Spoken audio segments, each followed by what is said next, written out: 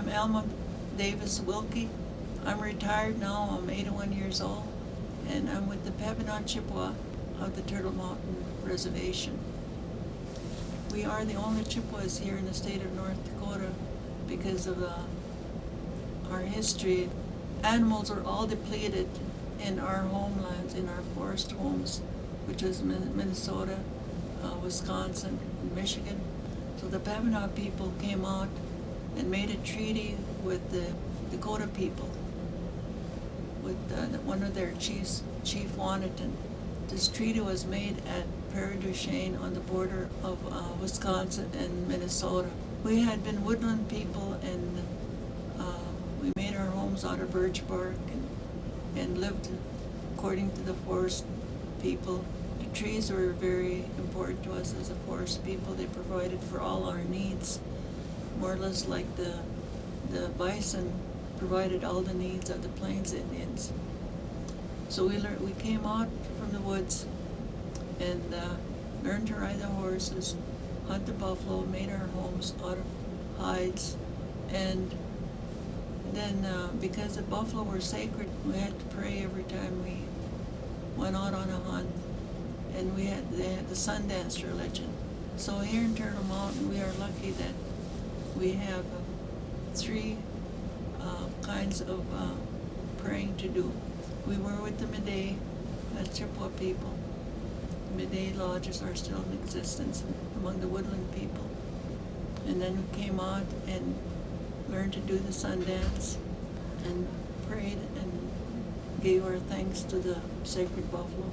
Of course, the Catholic missionaries came among us early, back in 1538.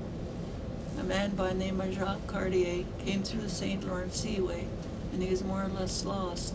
So he came to our shores, and his men were sick, they were starving, they were in a little boat.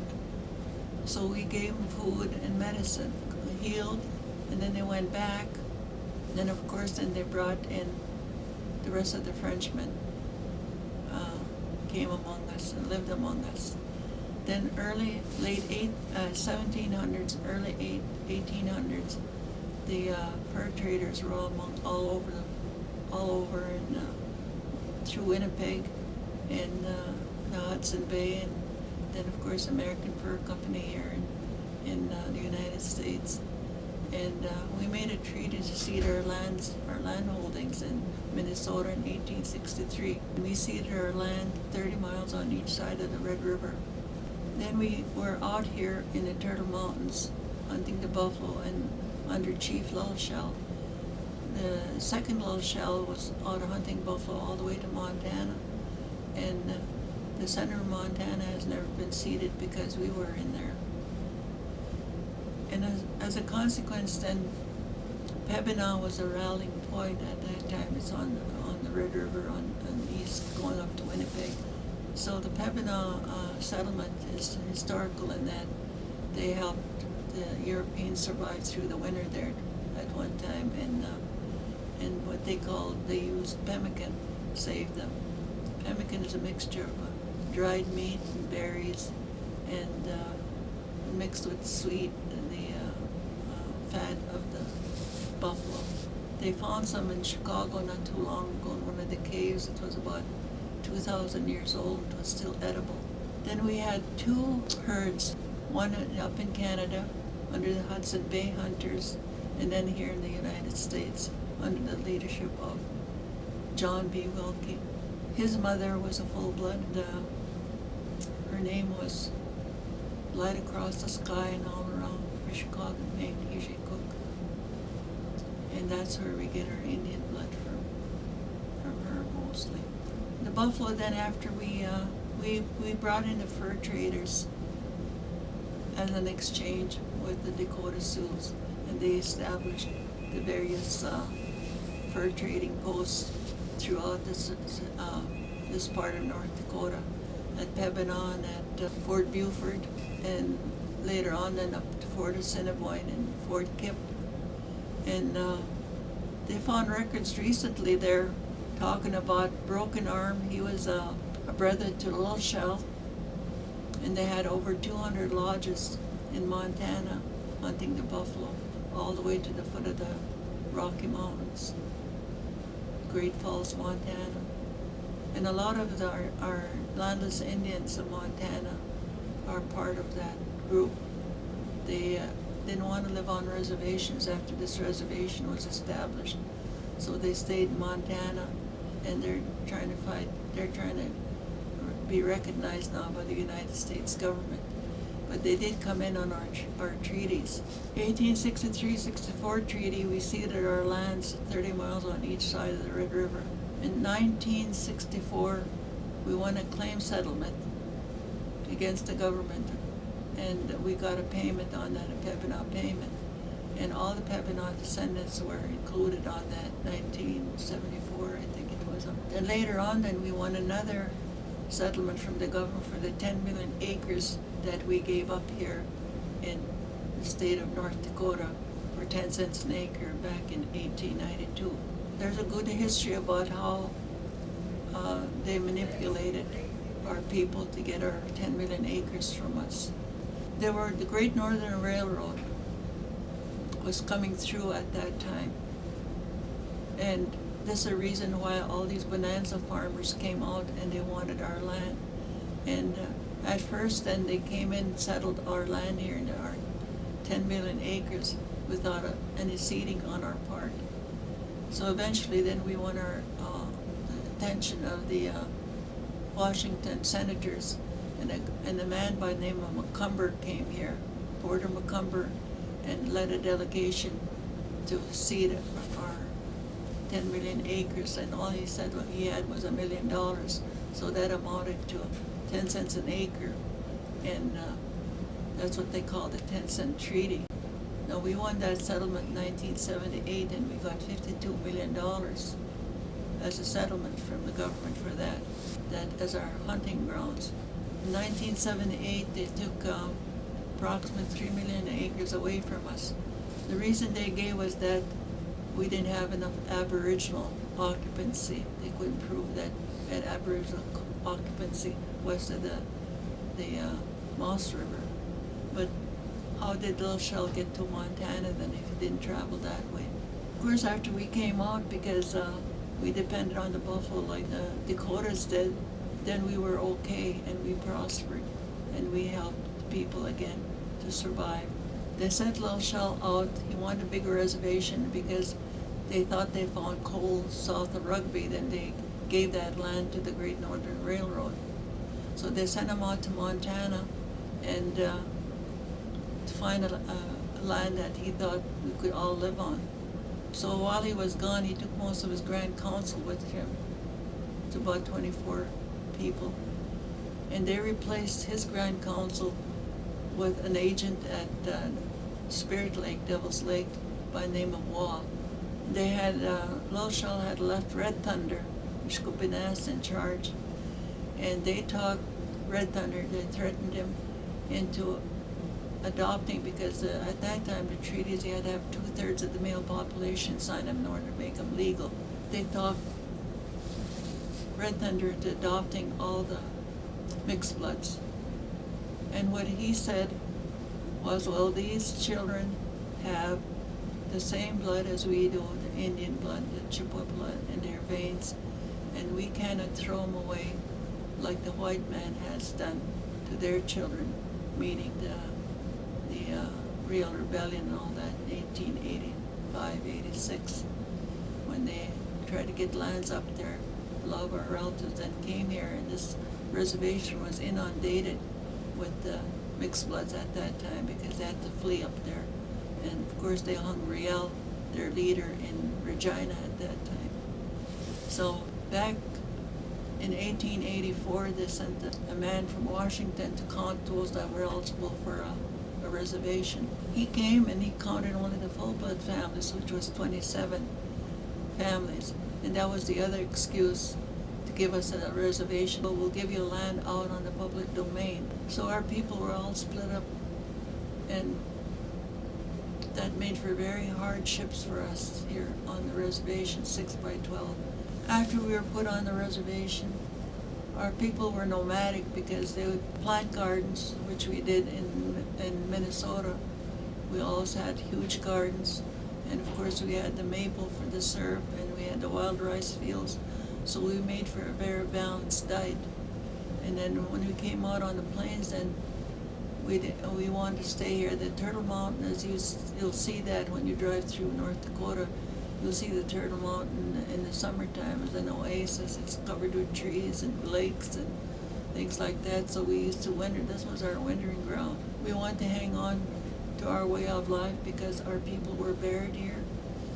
Butte St. Paul, which is one of the highest elevations here on the reservation, was a point of sacredness to us. And that's where we used to go up and watch where the buffalo herds were. And then from there we could go out and hunt, and then we do ceremonies around that, so it's a sacred place. But after the missionaries came, then they changed it to Butte St. Paul, and they put a cross up there, so that we lost that part of our culture. Not too far from here on the reservation line, there's Sacred Spring, and we used to use that as our place of doing sweats and things like that too. And when the missionaries came in, then they took over that and they blessed it, and more or less then the people had to accept the Catholic faith because they were punished if they weren't. They withheld the rations from us, our treaty payments, and of course the missionaries and the government were together in civilizing the Indians, and they took a lot of our children and sent them to boarding schools. By 1888, the Dawes Act came in, and as soon after that, then they split up all the families and took away most of the land, and then they established the boarding schools in what used to be military forts. That's how Fort Totten came into being. Some of our people were sent to Fort Totten, then the missionaries started, and various other churches then took over on civilizing the Native Americans. Okay? So a lot of the Episcopalians and things like that, churches got involved also. So we didn't have a chance. Ceremonies were outlawed. Our languages were outlawed. And our healing was together with our ceremonies. So more or less a lot of our people died because we could not use our own medicines and ceremonies and all that for us to heal. And of course our boarding schools were horrendous to our people. I'm a product of boarding schools. I went to Bismarck, North Dakota when I was 10 years old. And my dad had died. We had a small farm. we were more or less self-sufficient. We had huge gardens, and my dad always had his shotgun with him. And whenever he found rabbits or whatever, then he'd bring that home as our meat for us. And but we were very poor, destitute. So in the early years, what our people did then, after they put in all their gardens, that was before the reservation days, and after, then they would go out, and because they had killed all the buffaloes, there's piles and piles of bones all over this hunting territory. So our people would go out in summertime and gather those bones, and along with the snake root, they use that as a Seneca root. They use it as medicine. They got that from our people. They would go, and my mother talked about going across the ferry at Moss River and going down and around Bismarck and up to Jamestown and then back up again, okay, for to gather the bones and things like that. About 2 weeks ago, I got at a giveaway, one of our Sweat Lodge giveaway, I got some dishes made out of white, and it's got bone in the back of it. I understand that's what they had manufactured, the buffalo bones, to make those dishes out of. And now they said when we break those, if we don't use them anymore, if we break them, we gotta bury them and do have ceremonies, because they said some of our bones were mixed with those bones in order to make the dishes. I'm telling you all this because most of this is ancient history. I mean, it's been covered. We don't teach any of this in our schools. It's not in the history book. So hopefully after this documentary is done, that we will get credit for all the contributions we've ever made to this great country. Not only the names, the rivers, the towns, everything here. It wouldn't be America without our contributions. There's a book called Indian Givers by Jack Weatherford, and it tells of all the contributions that our people have given to the society and to the world in general. The Constitution of the United States that everyone is so proud of, the great democracy, that came from the Six Nations of the Iroquois League from us. So we have a flame here that went around the world for peace and hope for the children. It had to be run through the United States by the tribal people, by the native people. So they looked on the map. Of course, Onondagas are in the east, and to the south were the southern Kickapoo, and part of them live in Mexico. And then they looked west, and there's near Santa Barbara the Sumash tribe. And then they looked north, and here was Turtle Mountain, okay, almost on the border. We're just about 7 miles from the border here. So they contacted our people here, and finally about the third time, then someone gave them my name.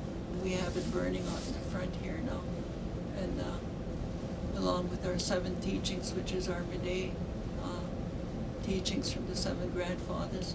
Our Ojibwe language was outlawed, our Cree language was outlawed, although the mixture we talk here is, as mixed bloods, is composed of, they call it Michif now, we used to call it Cree, is the 3 languages. First we were Chippewa, we intermarried with the Cree that picked up their language, then we married with the French, we picked up their language, and then the English, which is the modern. It's all intermixed there, and we have our own, they call it Patwe now. You'll see a lot of the people there, they say, I'm not Indian, I'm Michif, and which is wrong because they're denying their Chippewa roots, and that's where our sovereignty lies. Our treaties were with the Pevina Chippewa as the land-owning entity here, the 10 million acres. And then now they say they found some records at Fort Kip and at Fort Cinnabon saying Little Sheldon, his brother, broken arm. He was a chief with the Red Lake people. We were cousins with the Red Lake people, so we had that joint treaty in 1863 with them, with Ramsey, okay? And then now they're saying that we can't claim that land. We weren't paid up to that 7 million acres. But now they're saying that Little Sheldon and his brother were in the center of Montana, through Lewistown and all that, with 250 lodges apiece. This is what we need to establish our territories there. That would be the water rights and the whole thing now, that the state of Montana or the government would, if they would recognize us as a land-owning entity there. And they used to establish treaty rights through hunting territories. So that's another avenue that we have to pursue now, and hopefully one of these days we can do that, and so that our people will have more land to live on. Right now we're squeezed. There's over almost 30,000 enrolled here now, and we don't have no control over our enrollment.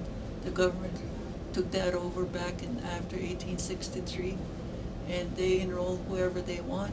That line across the parallel line, the international boundary here, was like the wall in Germany. That split up our people, that split up families. Then we had to make a choice whether they wanted to stay on the United States side or Canadian side. And a lot of them then had chose to live in Canada because that's where the fur traders were. And in that sense, then they brought in the Catholic faith, and the missionaries came in. The St. Anne's Church was established in 1885. So it's been a strong influence on us, but it hasn't served our people because our people are lost. They don't know their history, and we're trying. This is the reason why this college was started. How does that tie in with the importance of the buffalo being here right now? Well, we started back asking for buffalo. I was involved with the Anishinaabe down here, and we thought we wanted a couple buffalo, 3 buffaloes, and then as part of it was a camp for the young children to go in summer camp there. So we called someplace in Montana and asked them if we could get a couple buffaloes from them to bring them and start a herd here. So in the process, then we made contacts, and then eventually, not too long ago, about 5 or 6 years ago, then a group went after some, and then we had 23 with the old herd, and gradually then they killed them off, and we had about 7 left. So then some of the councilmen then went to Montana and got some more. Then those 4, they brought in 40. And that was not too long. Those are mostly yearlings. We don't have enough land to take care of those buffaloes. You don't understand, they're sick, and they need help, our help and our care. They put some up north of here, about 10 miles, and now understand they were breaking out of that fence up there, and because they were getting into the alfalfa fields because they aren't being taken care of properly. So we need to do ceremonies for them again to make us strong again, along with the people. They had put them up in near St. John's, all of them, and then about 25 of them came home. They had made a room for them back at the tribal office at that time, and all of a sudden they were coming in the middle of the night. They were coming home back to where they were, and they went right up to the fence. So they opened up that gate for them. They all went in, and those are the ones that are penned out there when we saw them coming out. Okay, so some of us go out there and pray for them and offer them tobacco. Enough prayers and enough people concerned that we'll be able to save what we have. And eventually, our greatest disease right now is diabetes. And we need to get back and grow our own food like we used to, huge gardens, no pesticides. And cancer is one of our killers too. And we need to get back to eating the way we did, and that would be eating game, which is more healthful for us. At Granville, there's a buffalo herd there, and there's a ranch there, and they have a white buffalo yet that's still white. It was born last year, I believe. The one at Jamestown, maybe you heard of White Cloud.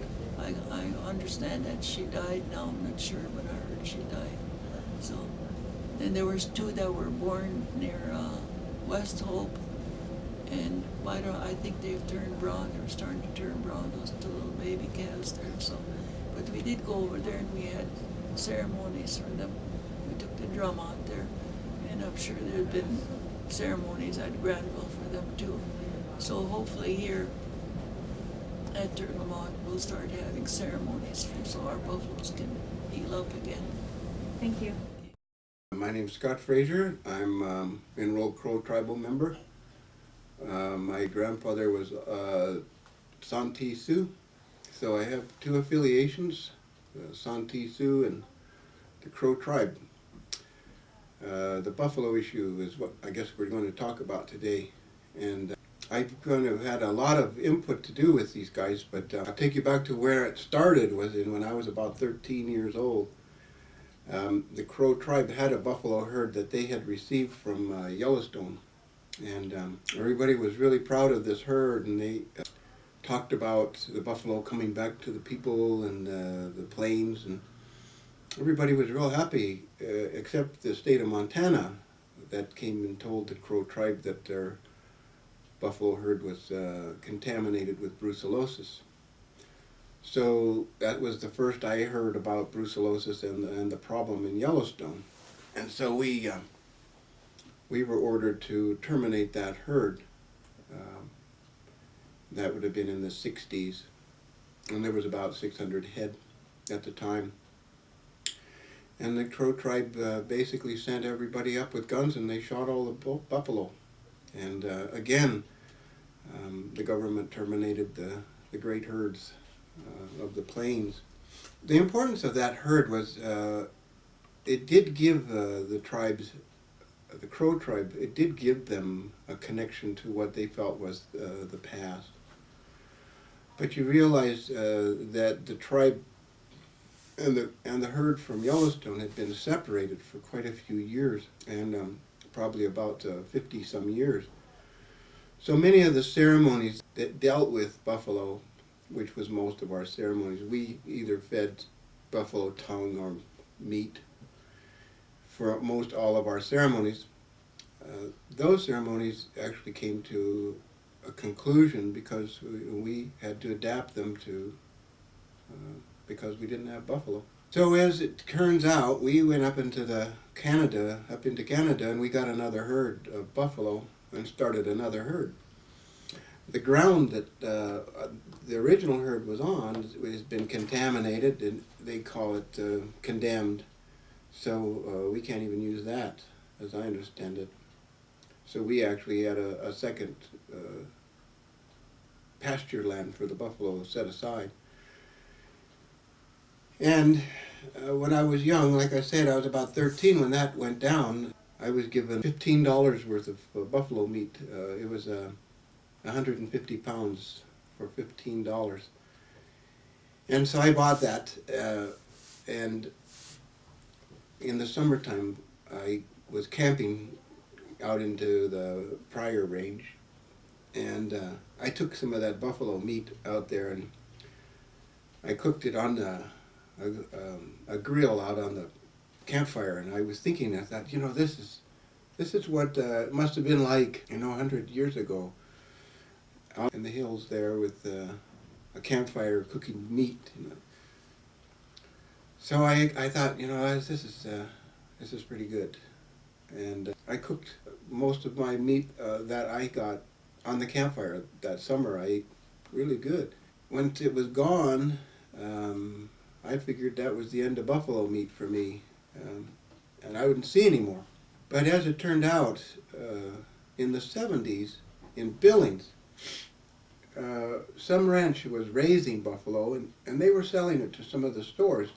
And lo and behold, I found buffalo meat again. And it was so rare to get it that I saved some of it, maybe too long, and some of it spoiled, but I made dry meat and I fed magpies with it, which was a good thing. The importance of that activity over that summer, for me, was that I saw the end of an era, of an attempt to go back into the past, and I saw that come to an end. And so I hear a lot of people say, that the buffalo, we get them back, and we get our traditions back, and I saw that, and I realized when I was young, that you never get it back. You have to go forward, and you have to go and let the buffalo teach you about today, and go forward, and not try to get caught up in some of the things you think from that comes from the past, because all of those ceremonies that we had are gone, and what we're doing is we're enjoying a renaissance brought on by the buffalo and our closeness to them. We're enjoying a renaissance, a reawakening to a way of life that was taken away from us, and that's a good thing. That we came up like a phoenix out of ashes, and that's a good thing. It's a sad thing to watch people come out of that and then go back into the loss, like I watched the Crow tribe do in the 60s, when I saw that the state of Montana could take away the herd that we got from Yellowstone. Now, the importance of that particular herd, in my opinion, is that particular herd is a wild herd. It is a herd that was not genetically altered. It is the remnants of prehistoric herds and historic herds and current herds of buffalo. As we realize, the Great Plains once had 60 million animals, and they were reduced to basically nothing. This particular herd was a herd that was established out of about 20 in about 1906. From my Sioux grandfather, I learned that our relationship, the people's relationship to the buffalo, is that the buffalo came out of the earth, and the design of the buffalo was to take care of the people so that there would never be any hunger. And so the design was, in the spiritual realm, the design was that they will reproduce until people aren't hungry anymore, and that they would take care of us and house us and feed us and give us a spiritual path with their bodies and their prayers. And so from my grandpa, my Sioux side, I learned that if you had 20, eventually you'll have 2,000, and eventually you'll have 2 million until the people are fed. And so their design is to reproduce, and their design is to fill up the hunger. Now, in the 70s and 80s, 1970s and 80s, Native American people enjoyed a spiritual reawakening to something that was from the past. Many of us realized that this awakening needed to be brought into this time frame, that we could no longer count on holding ceremonies where we were going to feed the people buffalo tongue or buffalo meat because of the availability. And so what we did was that we prayed for the buffalo, and we held ceremonies, and the buffalo began to increase. But we're finding too, at the same rate, people in agriculture began to raise buffalo, and these would be buffalo that are hybrid buffalo, and I refer to them as bison. So in the stores in the 90s and into 2000, you find buffalo meat, which is actually bison meat. It's been hybrid. It's not real buffalo, which is what's in Yellowstone Park. Now, a lot of people have many just different types of ideas about those animals. And as I understand it, those animals, buffalo, they need a large gene pool, a supply of different varieties to really keep the herd vibrant. And what's happened is that the state of Montana has targeted bulls, and they are in that limiting the gene pool. because their mentality is to domesticate like they did the cattle. Um, and actually that type of manipulation is really unfortunate for such an animal that's considered a wild animal. So as I go along here and I get up into the current time, about 25 years ago, I started protesting in the park or on the borders of the park when they first had the buffalo hunt. And my brother John Potter and my wife Marcia and I, we went in after they did some of the first of the wild hunts, so far as they said, a wild hunt. We went into those fields that those animals were killed, and we saw, calves that had been stuffed up into rocks that the hunters didn't want, or we saw, hides, and we saw discarded animals that people didn't want. And we prayed for them every summer, and we went in there in the fall, and we prayed for those animals to stay away from those areas so that the hunters wouldn't be able to hunt there. We had other people come and pray with us, and we had fasts there, and so sometimes people ask me, how long have I been involved in the buffalo issue in the park, and I just basically say nearly all my life, because that's basically what's happened. Eventually, we held a Sundance up in Yellowstone Park for the sacred things, and that would include the buffalo and the land and the sky and the air and the fire and the water and the wolves and the different types of medicine animals that we saw there. We got a permit from the park. We held a Sundance there in the summer on the full moon. One night when we were laying down and I was dreaming, I dreamed about this buffalo herd that had come not far from where we were sundancing, and the buffaloes ran in a big herd, and they ran right by our center pole, and in the middle of that herd there was a white calf, and the buffaloes, they protected the white calf so no one could see him, and I got just a glimpse of the white buffalo calf. And then they went and ran off and hid. And then morning when I woke up and I was telling them, I said I had a good dream, and I could hear them running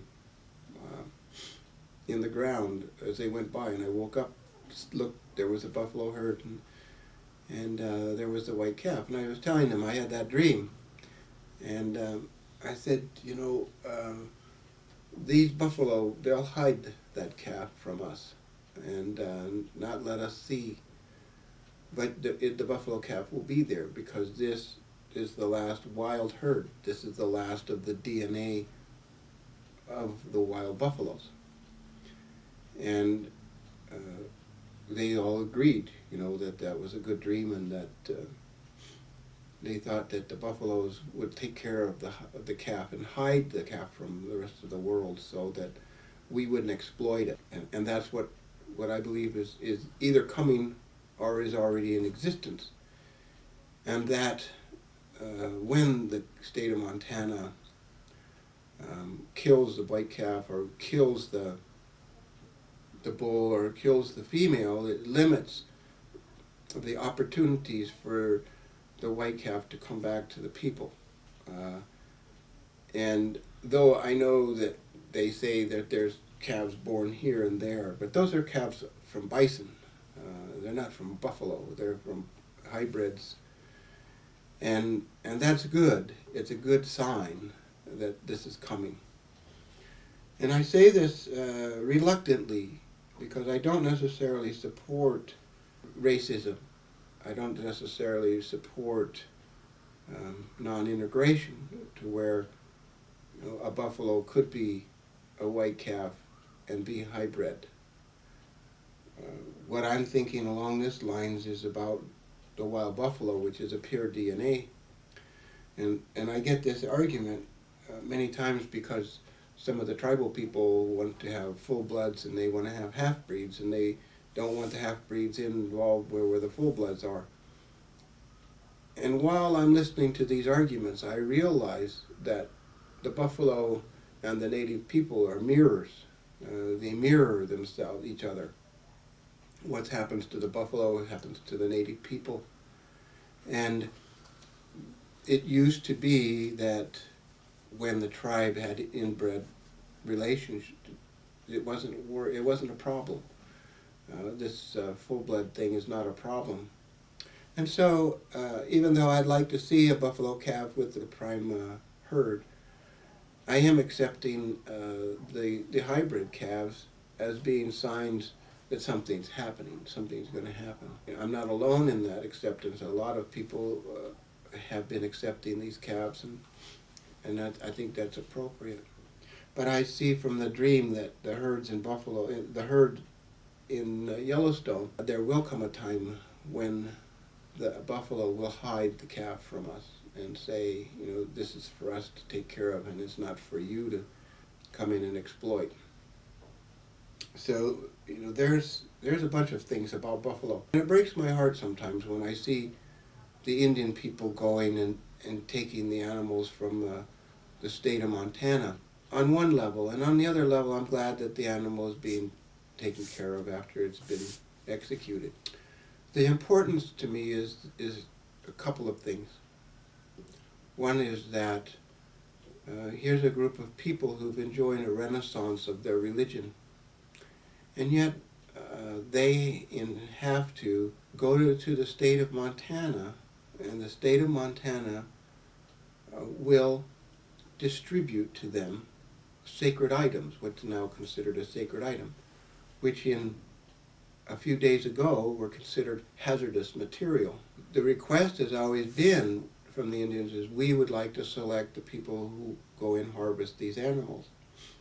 And the state of Montana continually sends men that we don't know, one, if they're an alcoholic or a drug addict, or if they're beat their wives, or if they beat their husbands, or if we don't know their background. We don't know their religious intent, and we don't know what they were thinking about when they shot the animal. And then we are expected to take this material that they've given us and use them in some of our most sacred ceremonies, like, say, the Sundance.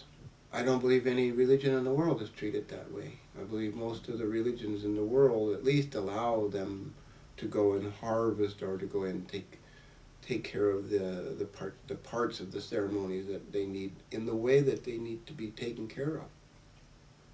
But in this instance with buffalo and our sacred ceremonies, I now tell young people to ask the ceremonial leader where those skulls came from and where those robes came from and where the meat comes from. And then the participant, the person, can make their decision on whether they want to participate in those ceremonies. They should be given the opportunity to know that those animals were killed in a slaughterhouse, or those animals were killed with bullets to the head, or they were killed with people who hated other people. And they need to realize that the base of the ceremony, which we base many of our ceremonies from the relationship to the buffalo, they need to realize that base has a potential to can have been contaminated, and they need to realize that that's what they're praying to, is that they're praying to an animal that was executed because it was thought to have a disease that virtually is impossible for the buffaloes to share to other animals. The animals also, over the years, when they were harvested or executed, rather, the executed animals, at sometimes when they used to bring the tribes up, they'd call out a tribe, they'd come up, bring people, state would shoot the animal, the Indians would run over and start to butcher the animal, and you noticed in the footage, the state um, scientists and the Department of Livestock or the Department of Fish and Game, whichever, those guys all had rubber gloves on. And you look at the Indians, none of those Indians had any gloves on. It is said that the buffalo, if it's contaminated, will transmit that disease in the fluids. So here's this bunch of Indians that have been used for 20 to 30 years as clean up after the state. They're not given any hazardous material clothing, nor any education. And I would question whether or not any of those women that had come along, whether any of them that had been pregnant had aborted, or if there was any studies done on the health of those native people. The native people, some of these tribes have not had buffalo or bison or whatever in their ceremonies for years. And so they're very anxious to get to these kills to get these animals because they want to reintroduce this material back into the ceremony. They're not thinking of proper handling or proper harvesting.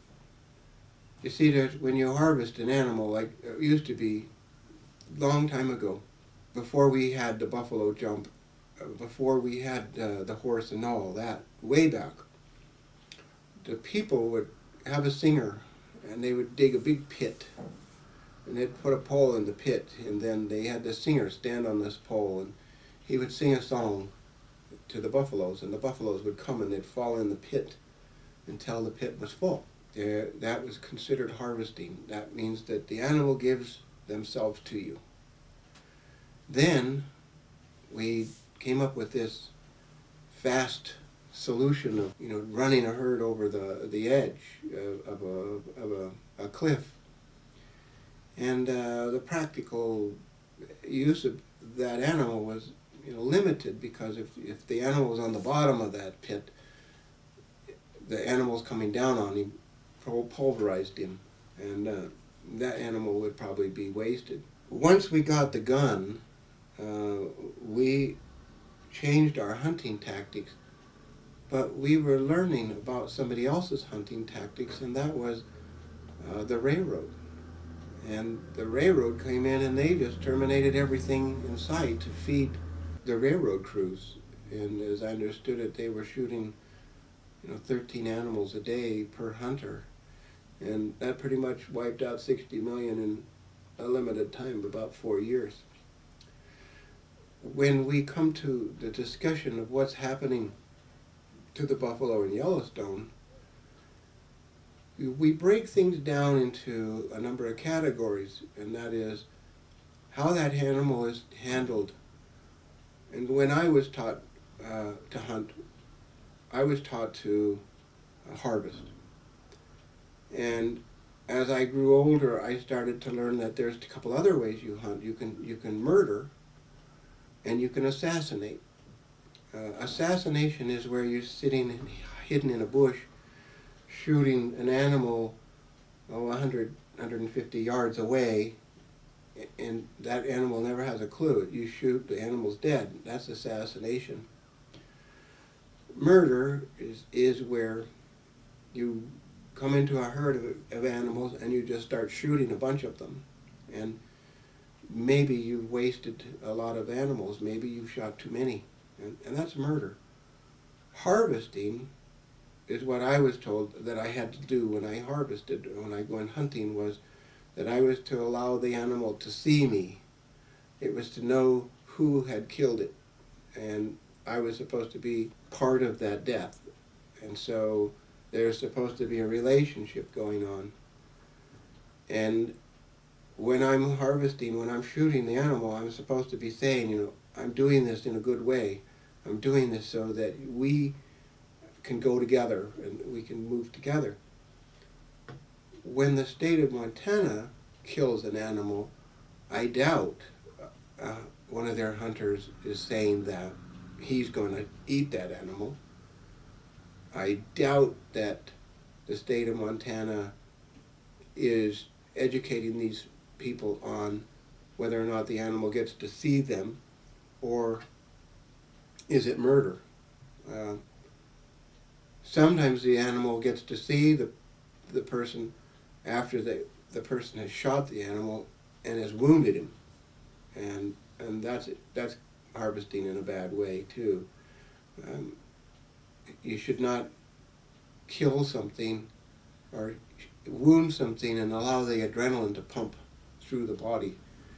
You should do it very peacefully, and then the food you eat is peaceful. When you murder and assassinate, there's this shot of adrenaline, and that shot of adrenaline then goes into your meat, and when you eat that, you're eating adrenaline. And as I understood it, you are what you eat.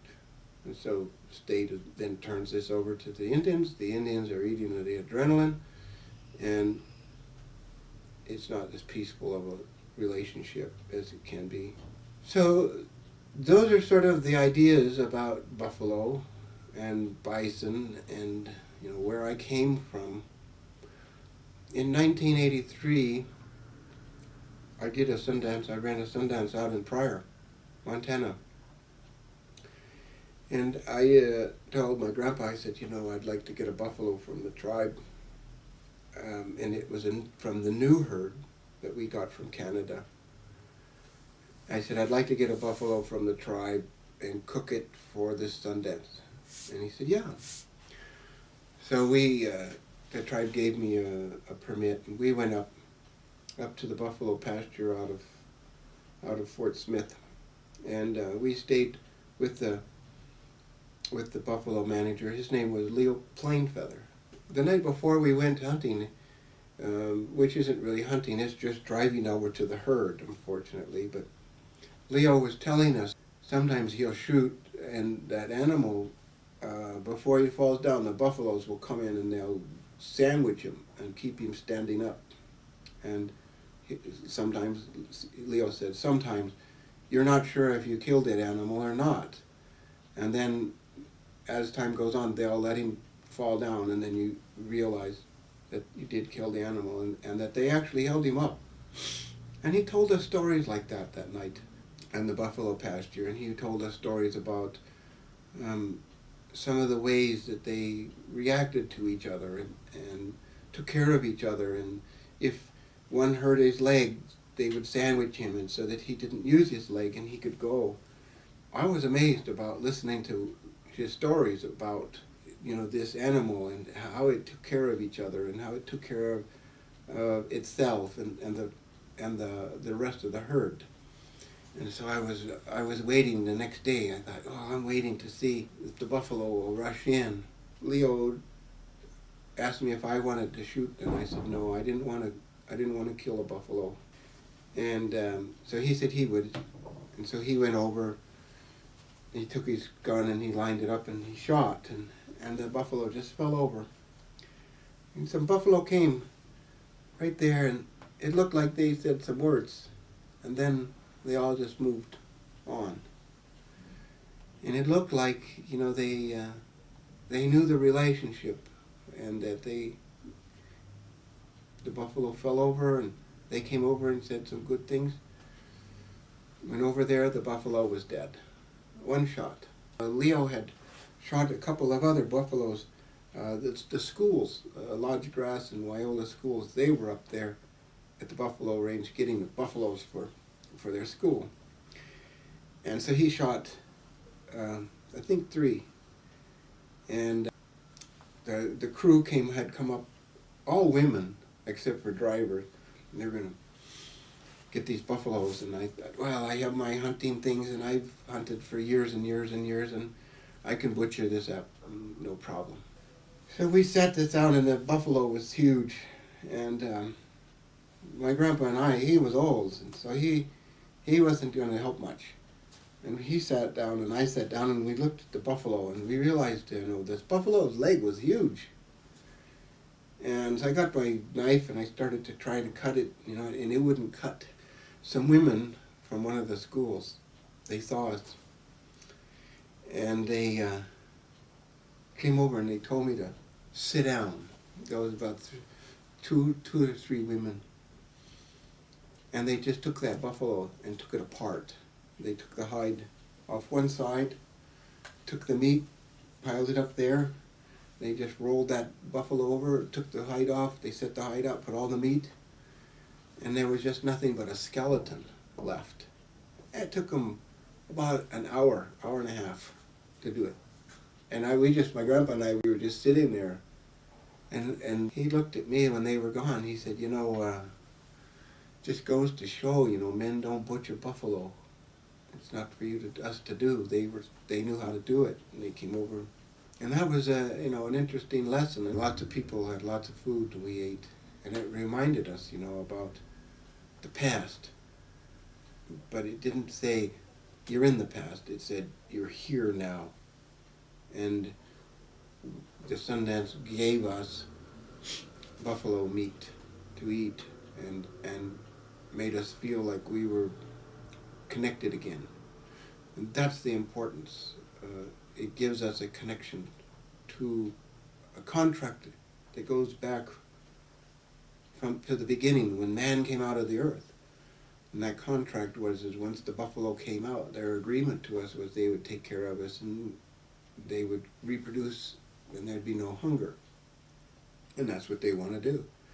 And if the state of Montana was smart, if the government was smart, they would let the buffalo do what they would do, move these cattle off for those people who want to manipulate and raise those things, but let the buffalo come back to the land that they were designed to live on, feed the people. We would have no hunger anywhere.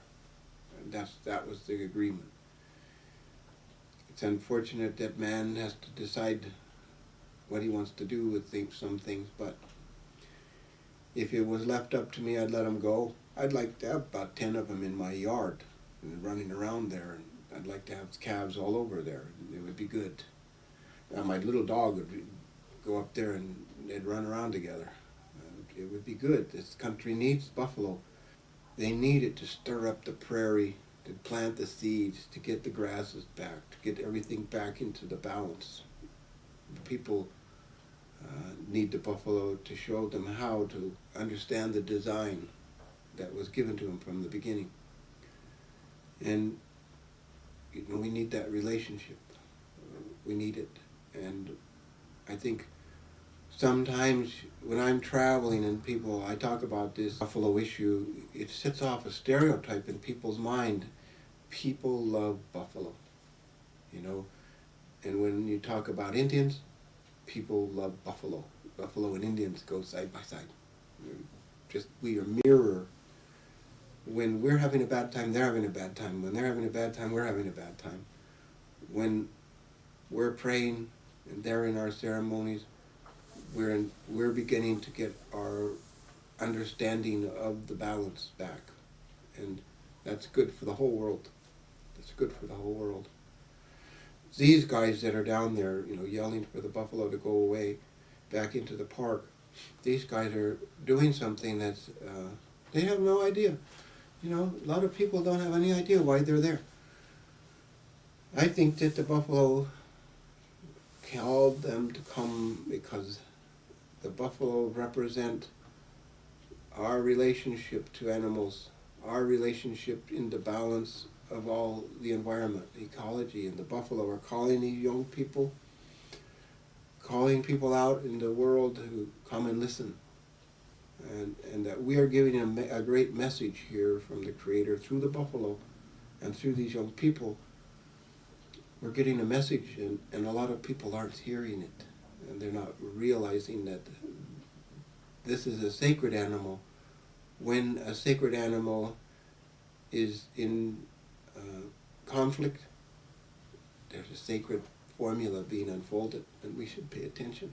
That's the same with the salmon and the whale and many of our other animals. But for the plains where we are, for my Sioux tribe and my Crow tribe, the importance of the buffalo was number one. It was earth, wind, fire, and air, the buffalo. Those are the good things. Gilbert Horn, Board Development Preservation. The first approach that we had about the buffalo was in 1974. We had a program here called CETA, And they got the $365,000 or $367,000 grant for a buffalo program. If we started a buffalo program on Fort Belknap. But anyway, I don't know how it came about, but the tribe could not get them. So then Jack came to me and asked me. I was on Fort Belknap Assiniboine Treaty Committee. And I went along with it, and I told him I'd go along with it and help as much as I could, because I believe in the buffalo as something for the Indian people. My mother has one since 1933 that I remember. My mother's dead now, but then that buffalo head is there. It's decaying, crumbling. But you can still hear that buffalo move at night sometimes. That's when we're still down there off and on.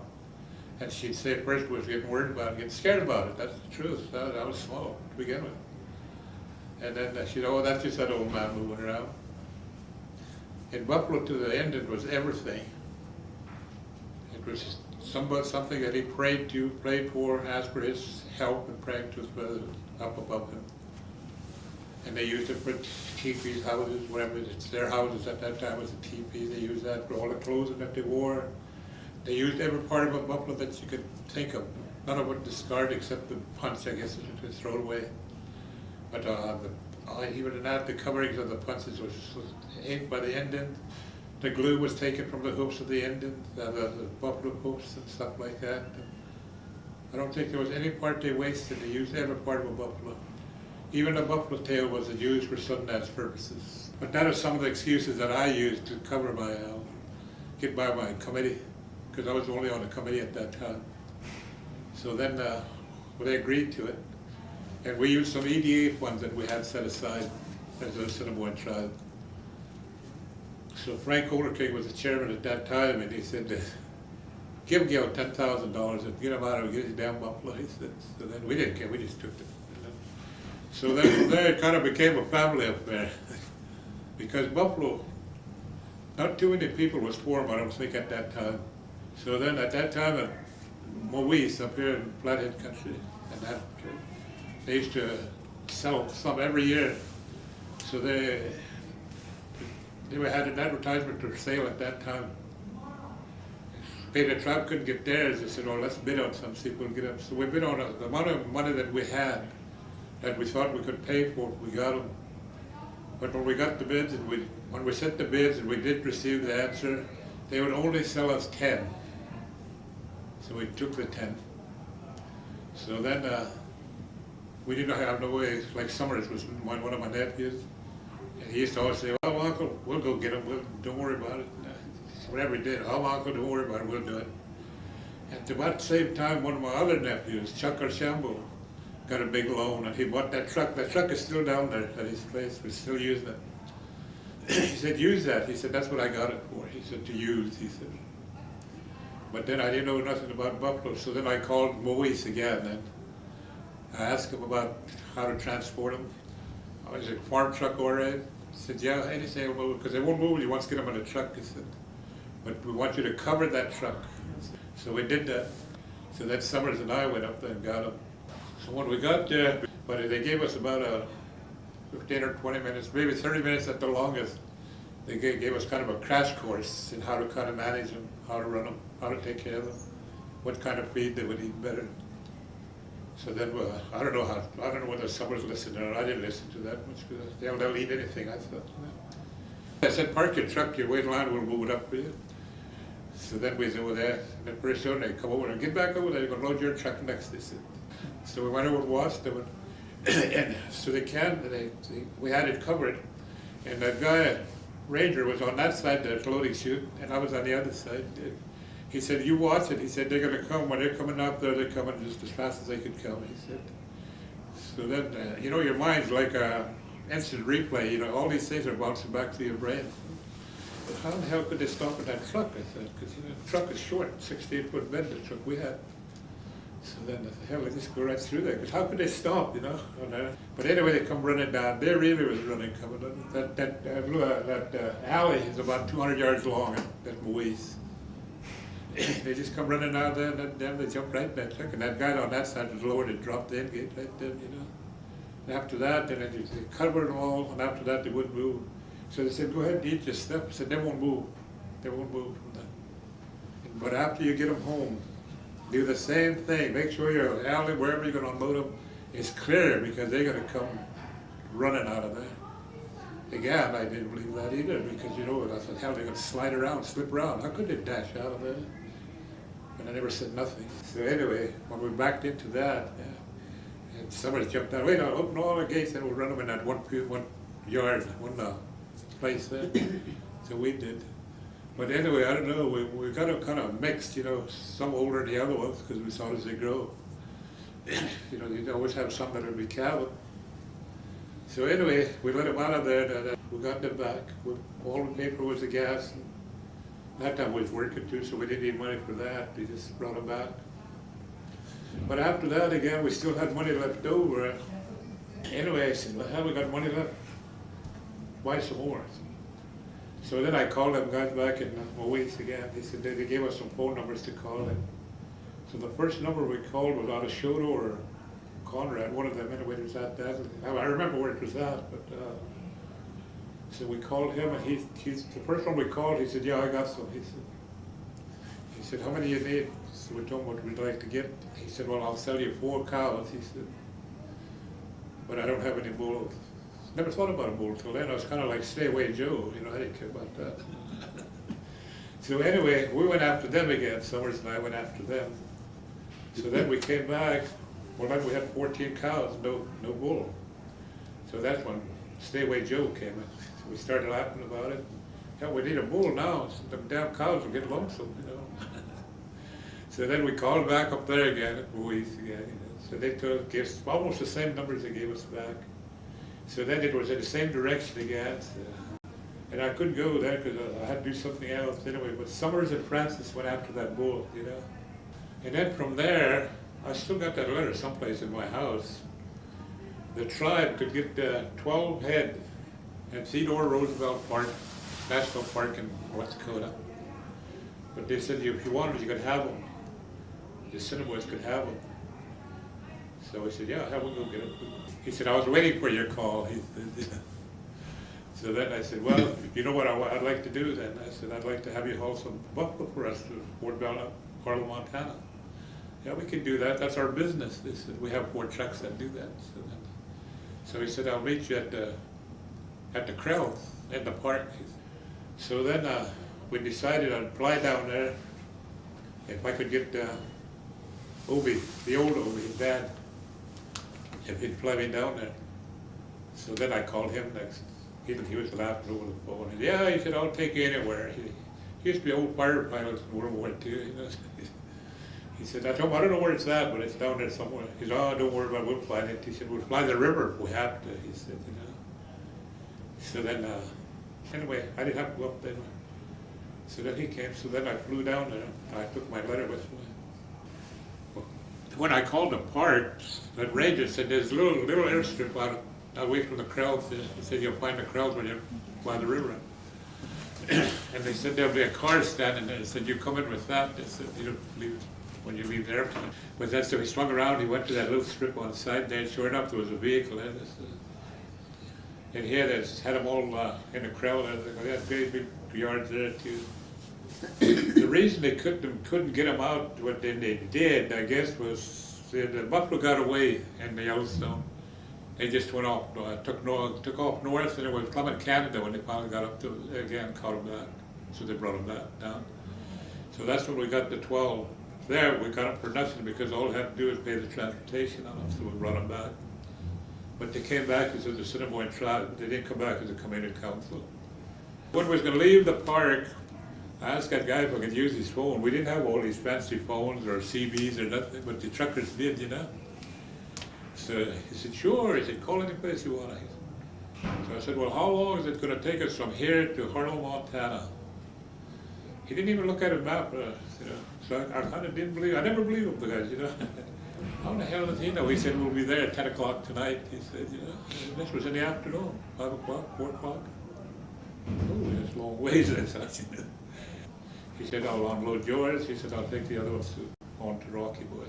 So we did that, but I guess the truck drivers, that's their business, so they know. We stopped in Culbertson, ate, and still made it to 10 o'clock. So we unloaded our 12 anyway. So anyway, by then we had 27 Assiniboines had 27. That is the original beginning of all of them. And we actually bought the first 15 with our money, treaty money. And I don't know when they got into the community. I seen, I was just looking through some of my papers before I came up here today. And it was even transferred to the land department in 1995. Well, they didn't tell us about that.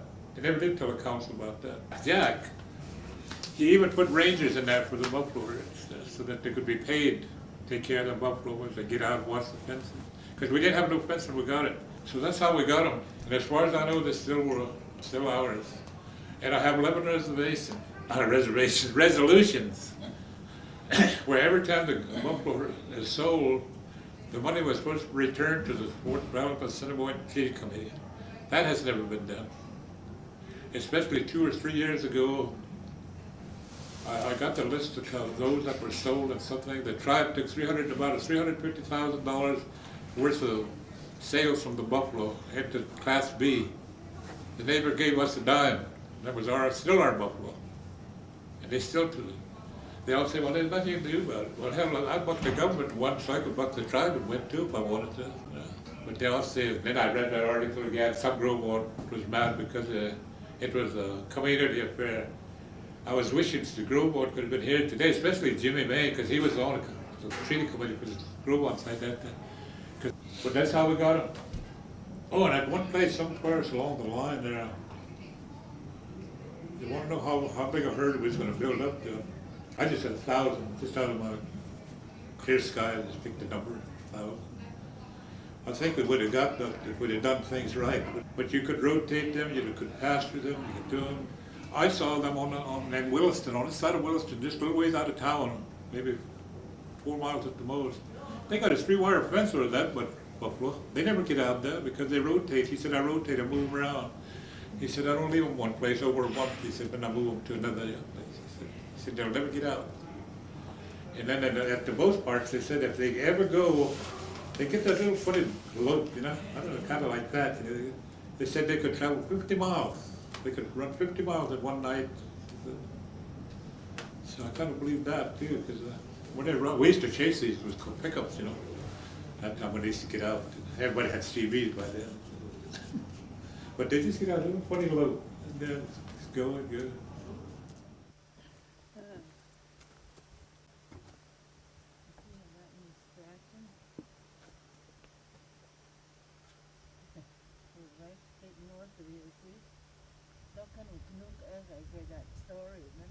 Yeah, my Christian name's John Allen. I'm also known as Zoo Aiknes.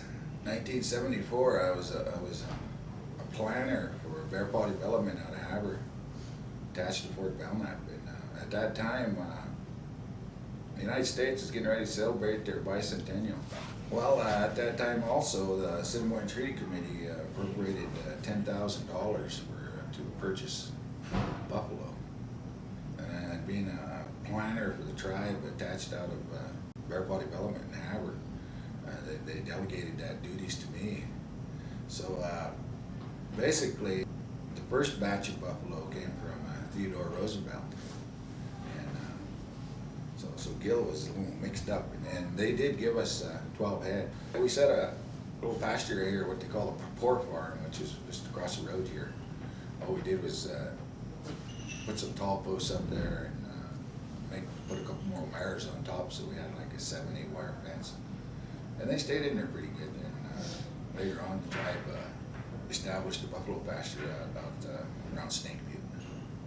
But I didn't stay with the tribe as planning there too much longer. Past I think 75, right after we got them that fall, I left and pursued other things. Basically, what I know about the establishment of the buffalo herd, I know these old timers on the treaty committee was. They were really smart or prompted by our grandfathers and grandmothers to get these buffalo here. And it's interesting that we established a herd of buffalo in the late 70s, or mid to late 70s. And at that particular time, Congress, United States Congress passed the Freedom of American Indian Religion Act of 1978, giving us the right to practice our own Native American religion. it's really crazy to me that here in this United States, where the original 13 states had a revolutionary war against England, you know, and one of the main basics was fighting for freedom of religion. And yet, us Native Americans have only had our freedom of religion just within the last 30 to 40 years that we've been able to practice our own religion. We're the Buffalo people, you know. Of course, you know the standard answers about or knowledge about buffalo being a staff of life to us. It wasn't for the buffalo, you know, we wouldn't be here. You know, in the old Indians, the buffalo herds was the Kmart to us, you know, or the Walmart to us, you know, back in the old days. And I established the Port Belknap Indian Reservation in 1888. That was pretty much the demise of the buffalo. The buffalo were pretty much desecrated, and, you know, by the government policy of wiping out the buffalo to tame the Indian. And what they done was they had hired government hunters and different ones, and they came out. Plus the Industrial Revolution too was going on at the time worldwide, and they needed buffalo hides to make belts so the machinery can turn, you know. So there's a big demand for buffalo hides and different things with the Industrial Revolution, plus wanting to put the Indians down on reservations. So the buffalo and the Indian pretty much went down the same time. The Indians got conquered. They were put on these like prisoner of war camps. In 1888, we were confined to the Indian reservations. We couldn't leave the Indian reservations.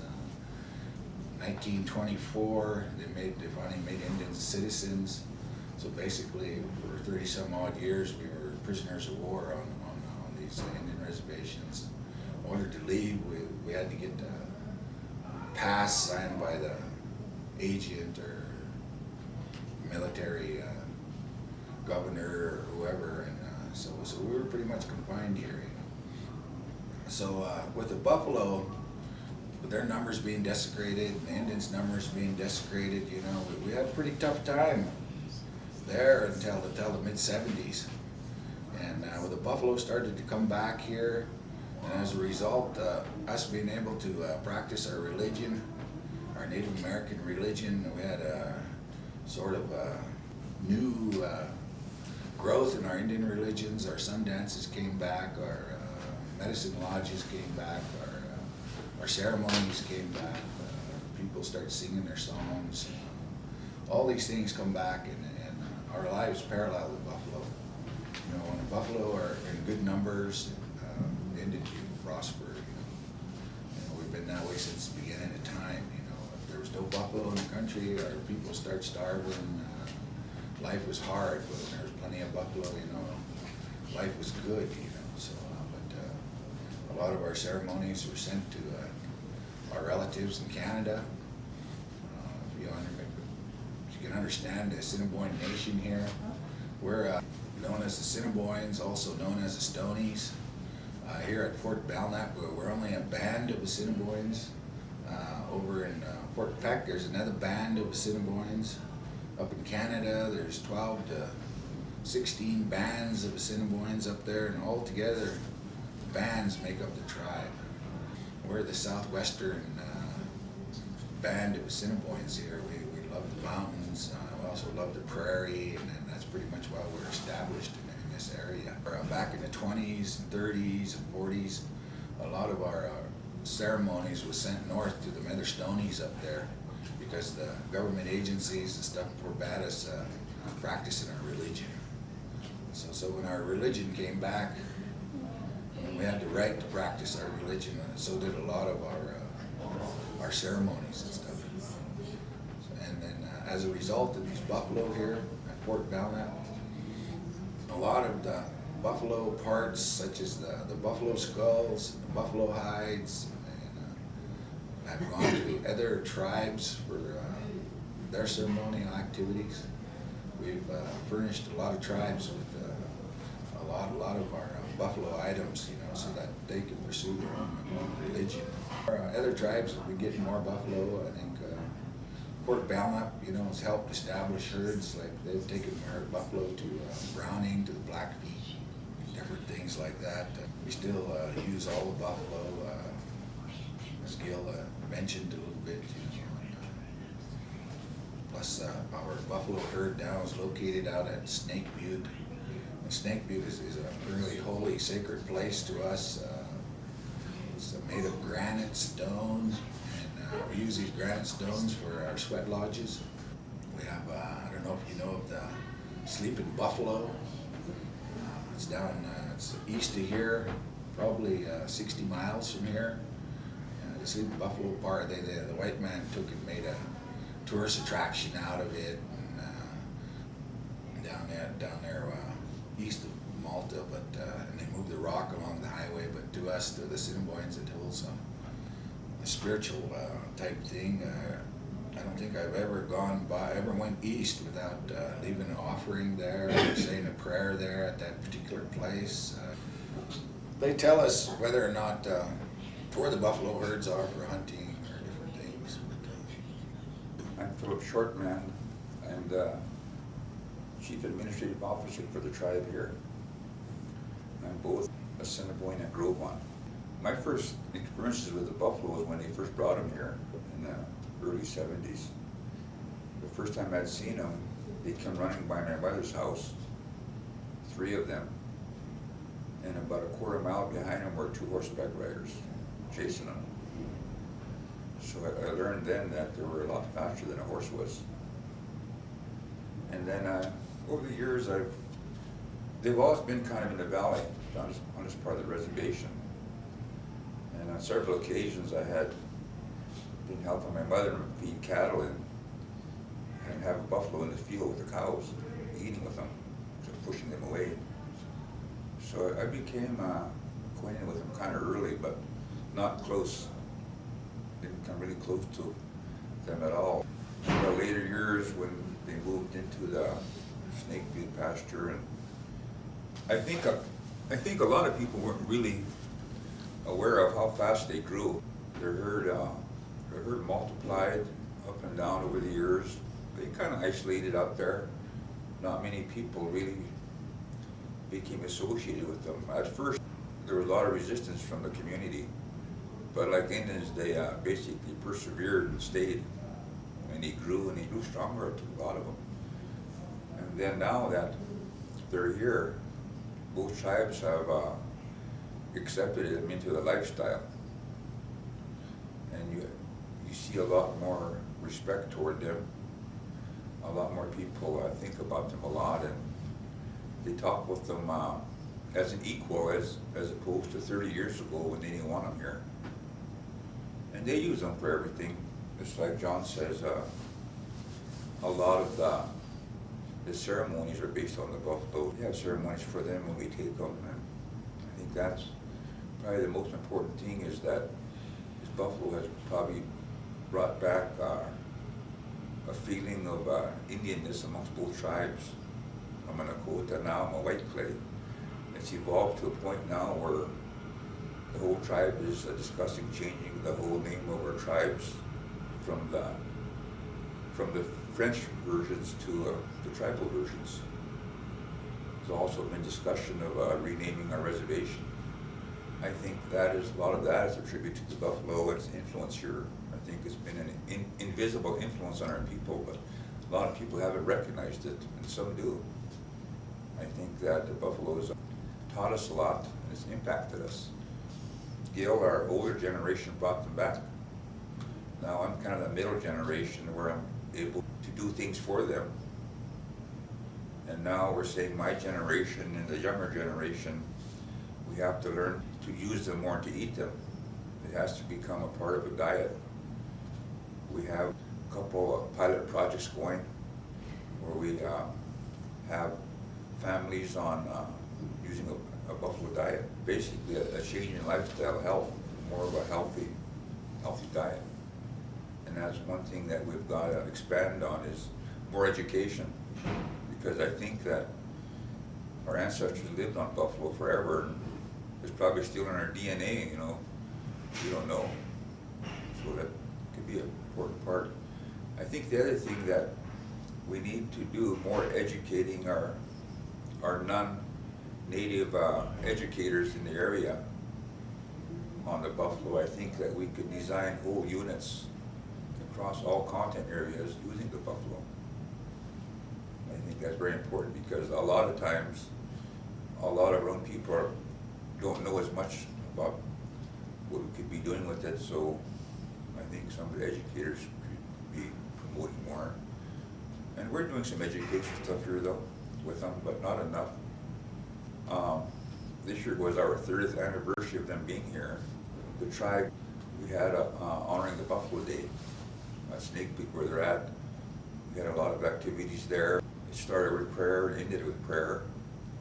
We had probably 1,000 people came, and our main point is that we wanted people to know that we still respect the buffalo and we'll be here forever, and it's educational from our perspective. So I think now the buffalo's here to stay, and I think it'll only get stronger. Our people will get stronger as long as we maintain our respect for it. I'm hoping, and I'm pretty confident that we're on the right road with buffalo, but we still haven't really, as a tribe, we haven't really decided what we want to do with them. But we will always maintain them here. They'll always be here. It's just a matter of expanding the existing acreage because we're growing, and we need more land, more money to actually prepare a site for moving them into it. But those are goals that we have. These are goals that we will undoubtedly complete. So that's it. The buffalo are here, and buffalo are here to stay. John Allen, Assiniboine. Just wanted to talk about when I was little growing up.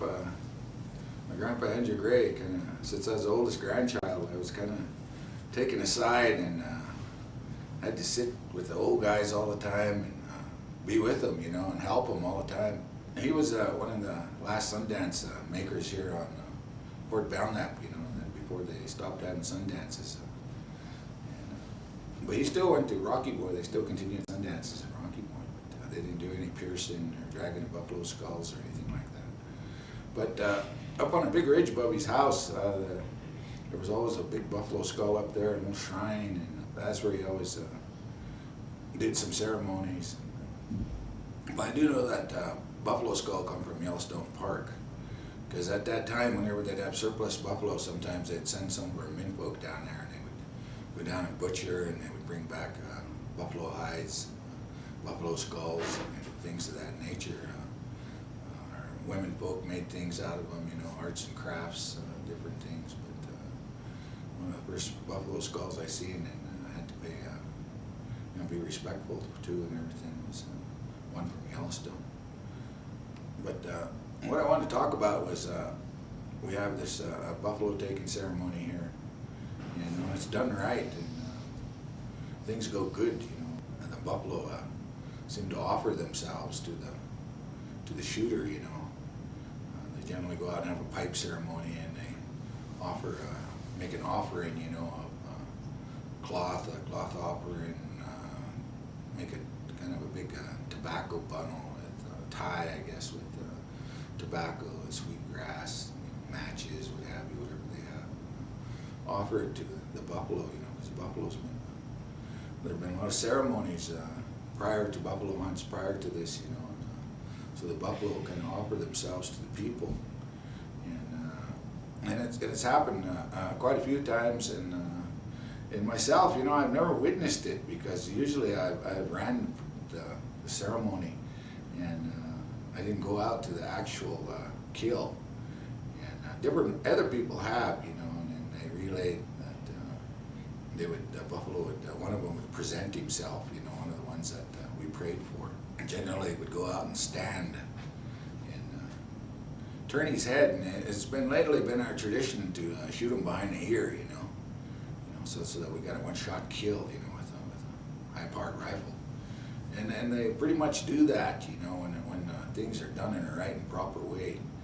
I was pretty amazed when I was reading about or listening to them, coastal Indians who will go out and hunt whales, and how their ceremonies are similar, how the whale will offer himself up to the villagers food and you know, the substance that they give. So I kind of parallel it or cross it that way, you know. And a lot of times when people just go out and shoot the buffalo without the ceremony, you know, they kind of turns into a pretty good fiasco, you know. It takes quite a few shots to kill them, and they chase them all over the country. And it's good to use the ceremony with prayers, with the pipe and the songs to sing with it, and offers that we give them. You know, there's not too many of us traditionalists around, you know. There's a lot of people have been influenced by the black robes, you know. So I don't know if there's only 20-25% of us here that try to do things the old and proper way, you know, the way we've been taught by our elders.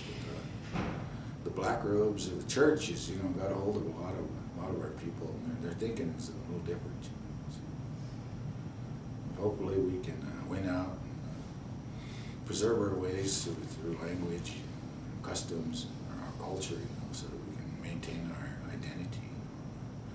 And with the buffalo, it's playing a big part in this role, making us, keeping us Indian, I guess, not letting us disappear into the melting pot of good old US Bay, you know. My name is Selena Dittmar, and I'm enrolled at Assiniboine. Also, I lived here all my life, and I really never knew anything about the buffalo except to hear about them when I was young. But ever since I was a child, I had respect for the buffalo because my grandfather had a buffalo head on top of the house for as long as I could remember. And people used to bring offerings and ask him to pray. And that buffalo head was on the house up until he died in 1957.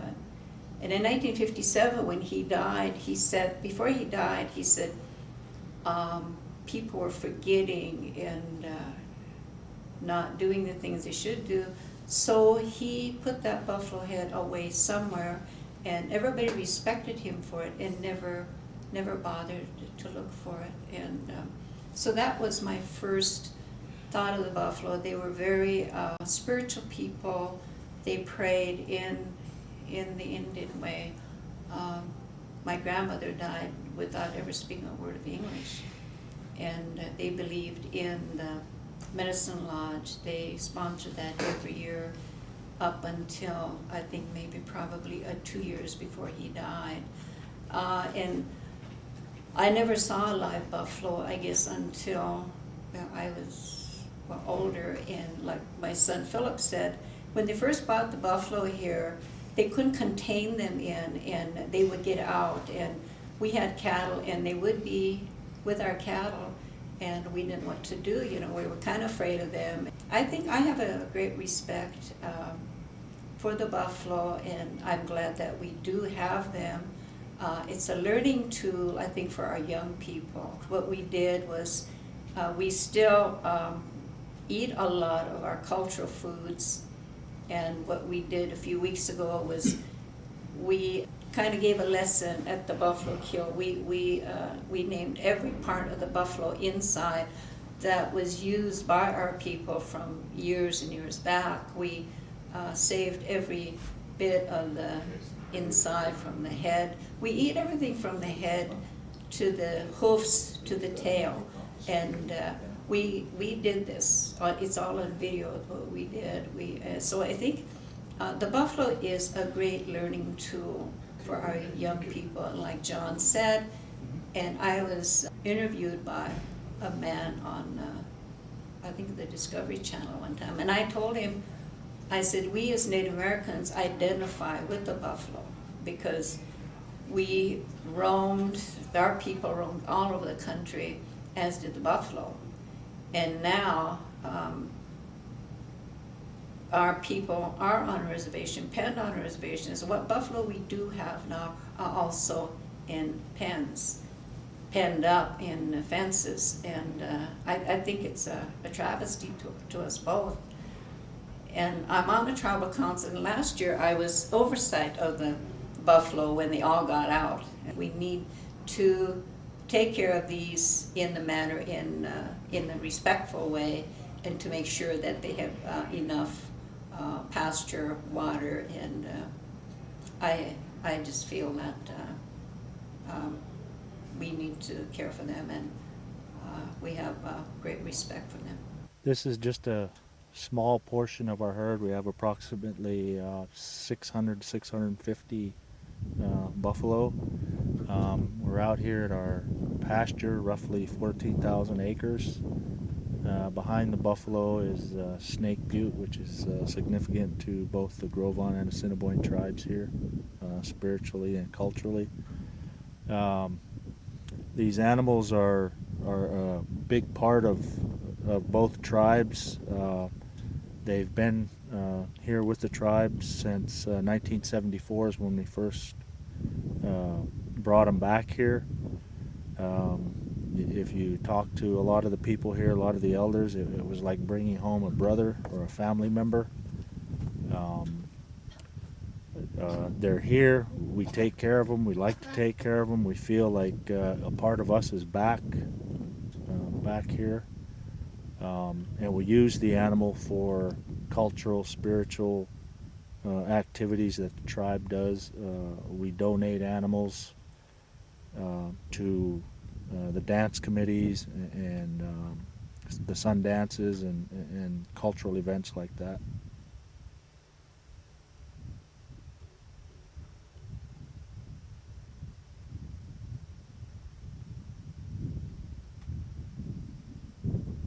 My name is Betty Cooper, and I'm from the Blackfeet tribe here in Montana, and the interview is in my office. I'm on the Blackfeet Tribal Business Council, and I'm the councilwoman among 8 men.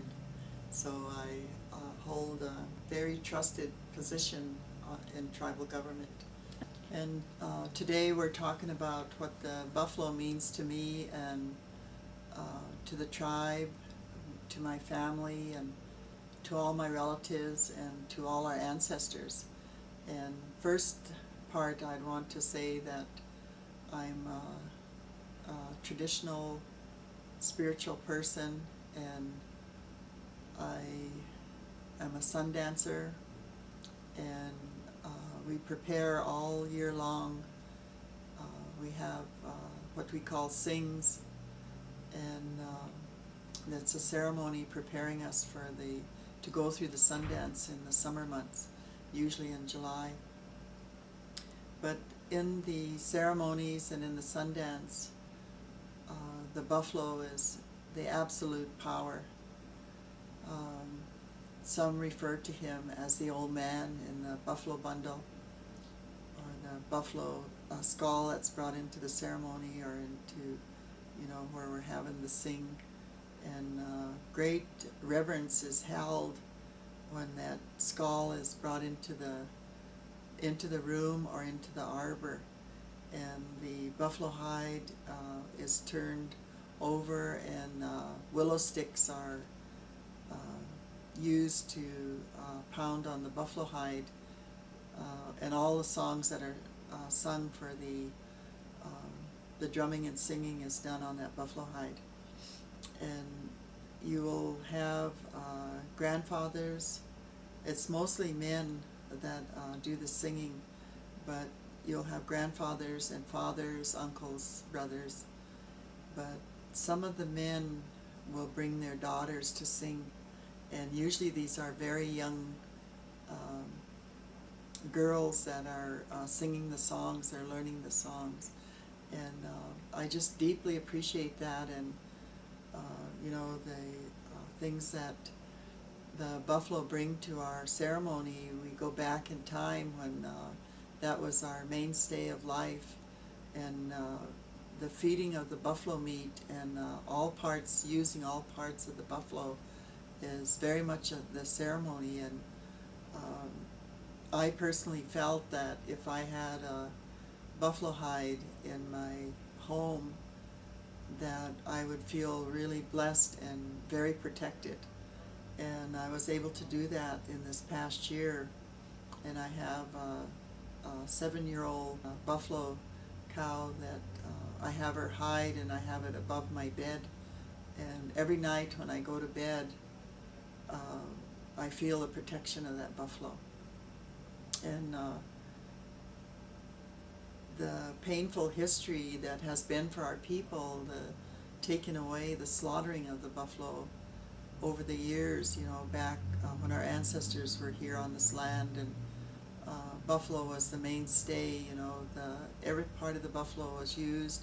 The hides were the covering for the teepees. We were people that our way of life was nomad hunters and gatherers, and we used the teepee for shelter. That was our home, and the buffalo hides were the covering. And there's nothing more warm than a buffalo hide covering, and I know it kept out the bitter winter. We live in a very cold part of the continent, and I know what the buffalo hide coverings, and then the clothing that was made from it, and then the food, that's what kept our people alive. And we were more meat eaters, and buffalo was our mainstay. And so it's been in our life all of these years. And I have a son. I have one son and 4 daughters. And all of my children have also taken the Sundance way, the traditional way, through the Sweat Lodge, and learning the songs, and all the efforts that my son has done in this way. A couple here on the reservation where he had went so many times and helped them so many times, they gave him his own Sweat Lodge, and with that they gave him his name, and his name is Yellow Paint Buffalo. And I felt really good about that, and today I just savor that it makes me feel really good about my son, and carrying on our spiritual traditional ways, and really deep in our culture. And his most attributes is that he's fish and wildlife management, and he had the buffalo here. He was the fish and wildlife director for the tribe, and he shared a couple incidents with me. And one was there was a gathering up at St. Mary's Lake, and it was a very important one. All our relatives and the other part of our tribe that's in Canada, the Kainai and Siksika, the Bloods, all came over, and they were going to have a meeting at St. Mary's, and so they asked if one of the buffalo could be butchered to feed the people. And that was something they did. You know, they let buffalo, they would assign a buffalo to a group for the feed, and this particular group that went up to get the buffalo to kill it chose a very big buffalo bull, and they shot the buffalo, and he went down, he was dead, and all the other buffaloes gathered around him. And four bull buffaloes picked him up with their horns, and they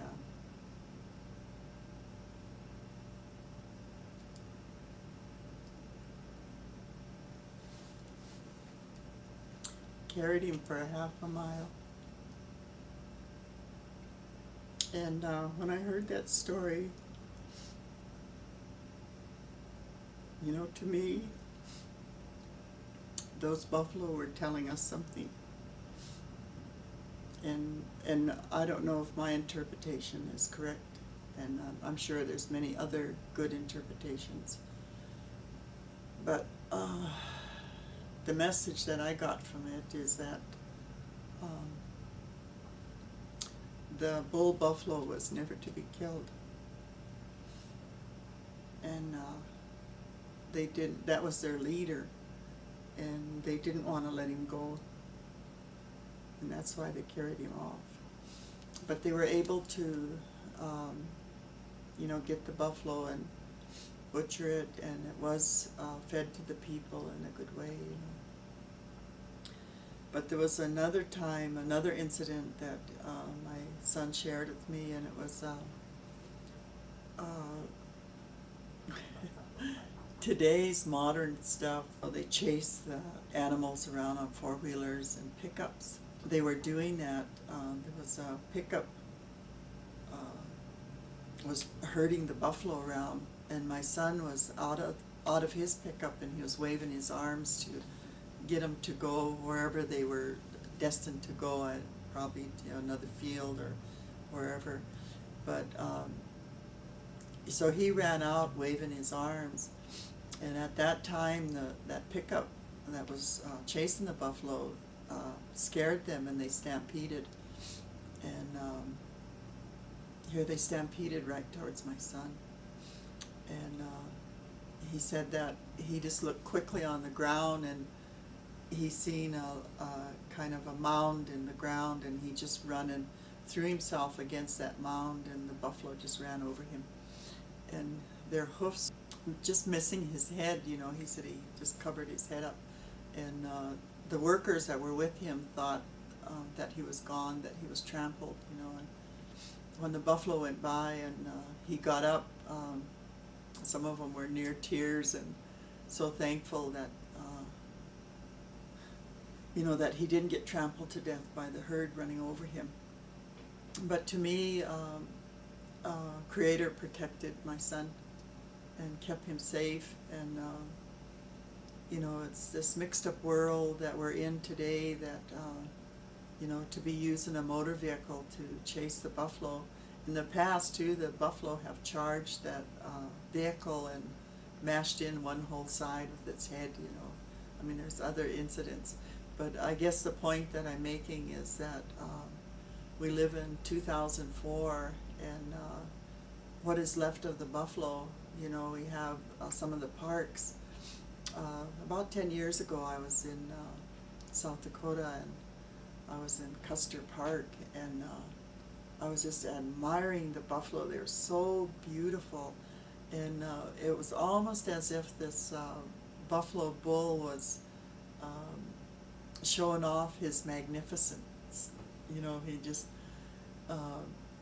he stopped and looked at us, and he was standing on a small knoll there, a small hill, and then he seemed to turn every way so that we could just see him in all his beauty, and then he ran down off of the hill and went charging across the field, and then turned around and came back to us. It was almost as if he was putting on a performance for us, a play, kind of.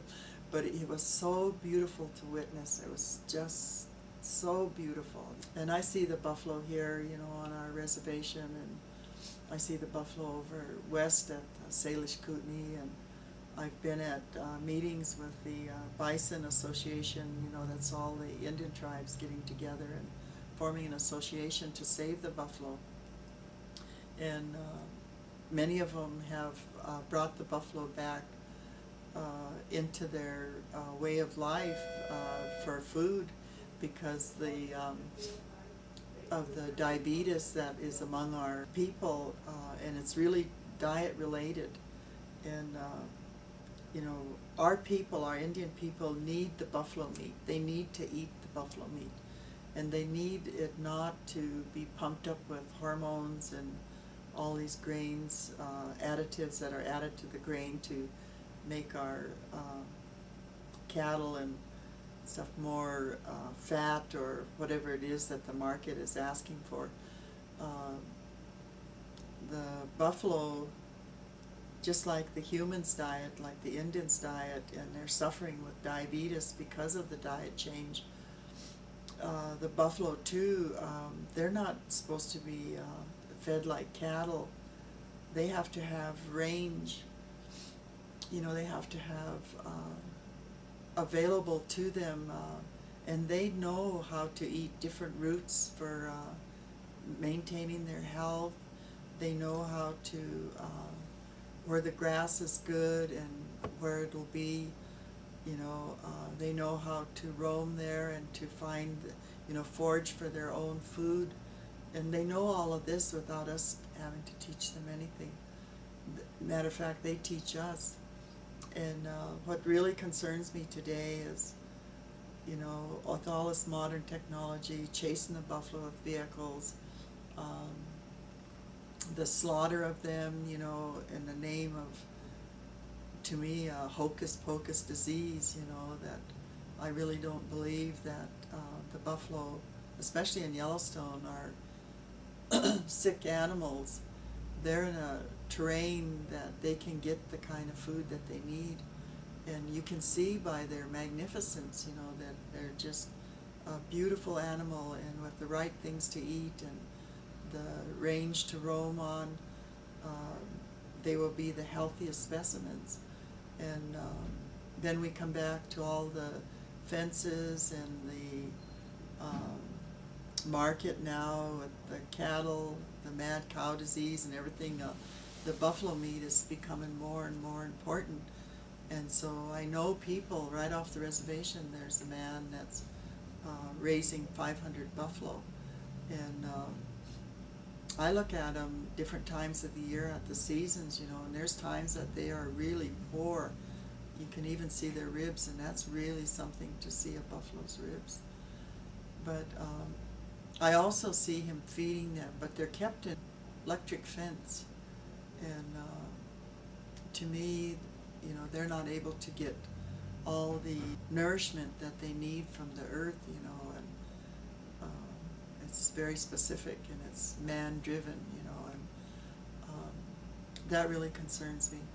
But we, as a people, as a tribal people, and all people of all nations, have the responsibility to take care of these beautiful animals and to let them be all they can be, and to restore them to the highest dignity that they had in our ceremonies, in our way of life.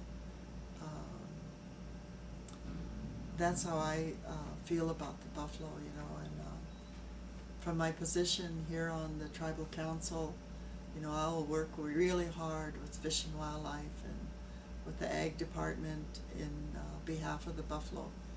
And I don't want to see them mistreated and misused, and we'll certainly stay in alliance with all other tribes and all of the people that are working in behalf of the buffalo to, have this association that the goal is to have the best animals that we can and to give them the best care that we can, and to always meet and communicate and talk about what has the best thing happened in your area in behalf of the buffalo.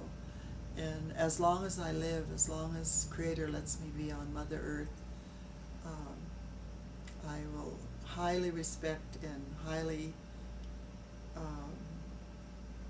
keep the buffalo in mind, and always be there for them, because in the way that we're taught, we're the two-leggeds, we're the human race.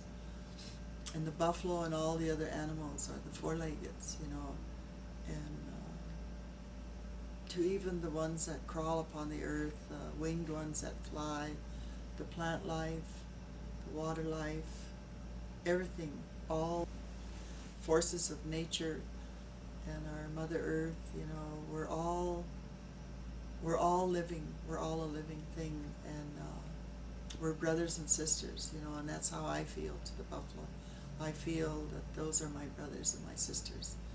And again, I just deeply appreciate having this buffalo hide above my bed, and knowing that I sleep in the protection of the buffalo, and how that buffalo spirit is in all our ceremonies, it's just something really beautiful.